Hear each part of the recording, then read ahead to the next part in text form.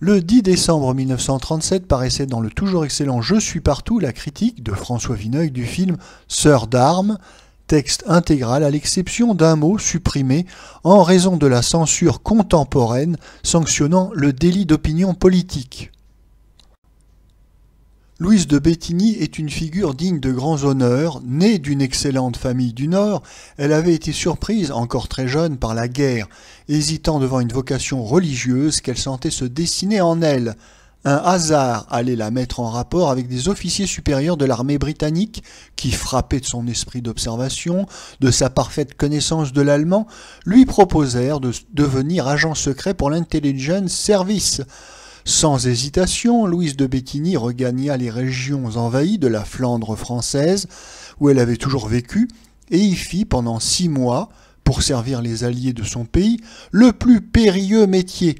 Elle devint, tant en France qu'en Belgique, l'âme d'un réseau de renseignements qui put fournir sur les mouvements, les effectifs, les dépôts de munitions, les batteries de l'ennemi, les plus précieuses informations. L'état-major britannique a rendu à son rôle un éclatant hommage. Louise de Béthigny passa plus de 15 fois la frontière hollandaise, alors hérissée de barbelés, de mines, surveillée jour et nuit par les mitrailleurs allemands, véritable zone de guerre, pour passer ses messages à Folkestone. Elle était assistée d'ordinaire dans ces terribles missions par un simple ouvrier belge que l'on appelait Albert et par une jeune Française du peuple, Léonie Van Hout.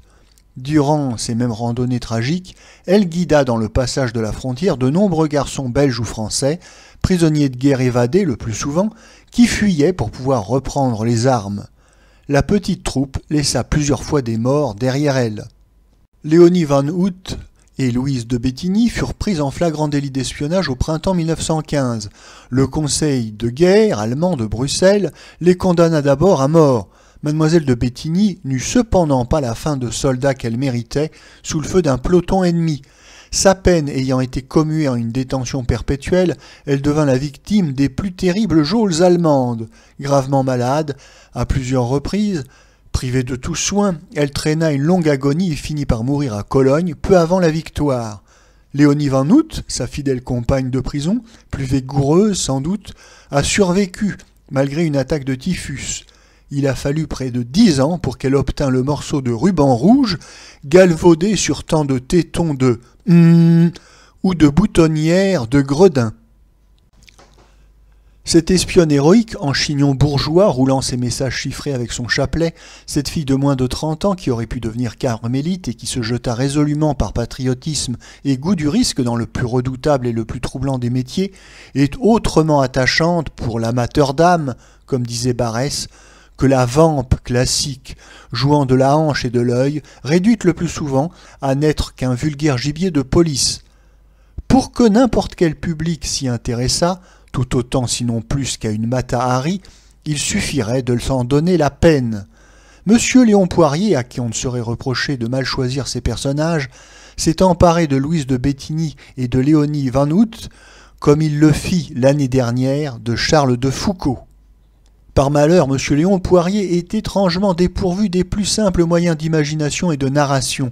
Ses récits sont des procès-verbaux laborieusement circonstanciés avec pièces d'identité et documents à l'appui. L'ellipse lui est aussi inconnue qu'à l'huissier ou au commissaire. Pour exposer son scénario, pour en déblayer le début, ce singulier cinéaste ne trouve d'autre subterfuge qu'une conférence de 10 grandes minutes qu'il prononce lui-même, photographié devant un rideau. Quand le film commence enfin, M. Poirier en tire les images les unes après les autres, comme dans les vieux kaléidoscopes.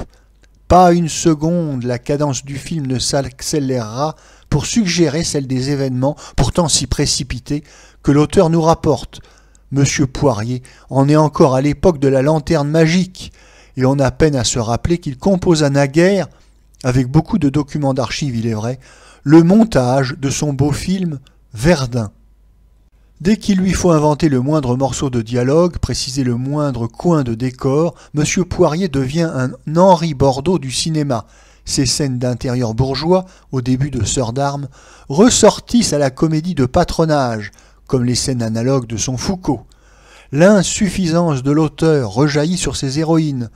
Monsieur Antoine Rédier, sans son livre « La guerre des femmes », à qui le film emprunte la plupart de ses détails, savait expliquer par la fougue, par le dédain grandissant du danger, les imprudences qui ont contribué à perdre Louise de Béthigny. Son nom d'espionnage était Alice Dubois.